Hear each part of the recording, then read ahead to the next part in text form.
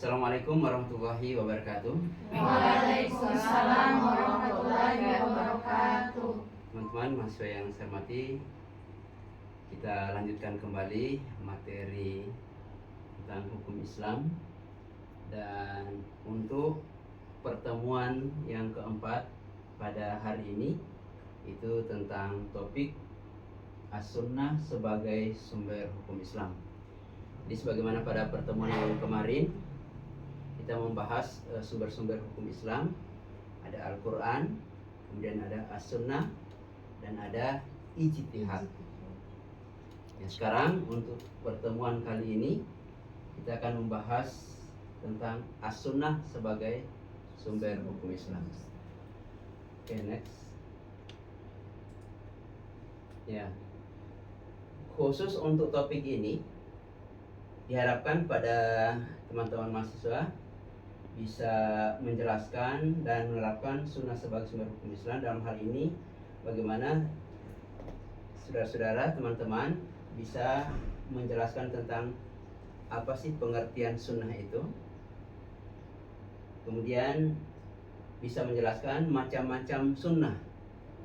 Di sunnah itu apa saja yang termasuk dalamnya, kemudian apa hubungan Al-Quran dengan As-Sunnah.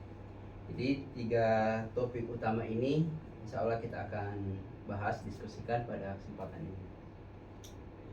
Oke, kita mulai saja. Untuk yang pertama tentang pengertian sunnah ya. Sunnah sudah sering dengar ya? Ya, Sunnah itu artinya apa? sesuatu Ya, yang dikerjakan, yang dikatakan, dan apa? Ya, ada juga penetapan ya, atau persetujuan Nabi. Itu kata sunnah sama maknanya dengan kata apa? Ada kata lain dari sunnah? Hadis ya, hadis. Jadi sunnah itu bermakna juga hadis. Nah, jadi ini pengertian sunnah: semua ucapan, perbuatan, takrir, dan sifat-sifat Nabi Muhammad. Jadi takrir ini sesuatu yang dilaksanakan oleh sahabat lalu didiamkan, tidak ditegur, tidak juga ada perintah. Artinya Nabi setuju terhadap perbuatan itu. Seperti sahabat-sahabat itu kan ada yang makan belalang ya. Nabi biarkan, tidak melarang. Sehingga para ulama berkesimpulan, ini berarti sesuatu yang dibiarkan oleh Nabi, berarti boleh dilaksanakan. Walaupun mungkin adik-adik belum pernah makan belalang ya. Ya, sebenarnya boleh itu, kalau ketemu di sini bisa ditangkap. Ini bisa dibakar baru makan. Enak sebenarnya. Ya, saya juga belum merasakan. Ya, oke. Kita lanjut. Itu pengertian sunnah ya. Nah, sekarang apa sih macam-macam sunnah itu? Jadi ada jenisnya. Jadi yang pertama berdasarkan jumlah rawi. Apa rawi? Makna rawi? Ada yang tahu?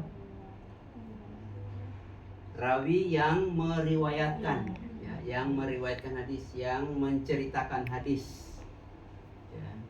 Nah, berdasarkan jumlah rawi ini ada yang disebut dengan hadis mutawatir ya. Yang berikut ada hadis ahad. Jadi berdasarkan jumlah rawi ini, hadis itu ada 2 macam ya. Jadi ada yang mutawatir dan ada yang ahad. Sudah sering dengar ya mutawatir? Apa arti mutawatir? Ya, hadis yang kali ini jumlah riwayat ya, jumlah orang yang meriwayatkan. Ya, oke, kita lanjut saja. Nah, mutawatir ini adalah sunnah atau hadis yang diriwayatkan oleh banyak perawi pada setiap tingkatan, yang mana mereka mustahil bersepakat berdusta. Jadi kalau misalnya ada sekelompok orang banyak memberi kabar yang sama, itu dipastikan bahwa kabar itu benar. Tidak mungkin mereka berdusta.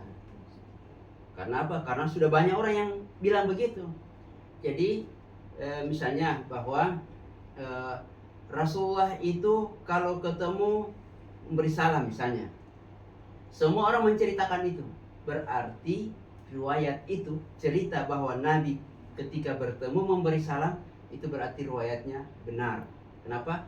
Karena itu dibawakan oleh banyak orang. Mustahil mereka berdusta. Ya. Kalau cuma satu orang mungkin, betul ini. Nah, kan masih ada pertanyaan. Tapi kalau sudah banyak informasi atau sudah banyak orang yang meriwayatkan, menceritakan hal yang sama, nah itu mustahil mereka berdusta.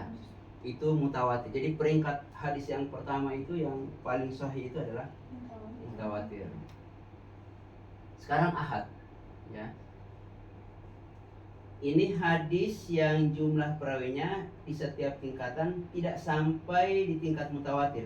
Artinya tidak sebanyak yang di mutawatir. Hanya satu, ya. Jika satu orang disebut gharib, jika dua orang disebut aziz, dan tiga orang atau lebih disebut masyhur. Memang kalau mutawatir tidak ada jumlah yang ditentukan. Pokoknya berapa orang yang kasih tahu? Banyak. Karena apa? Karena tidak bisa dihitung lagi. Tapi ada yang kira-kira 7 orang stop atau 10 orang. Kalau masih bisa ditentukan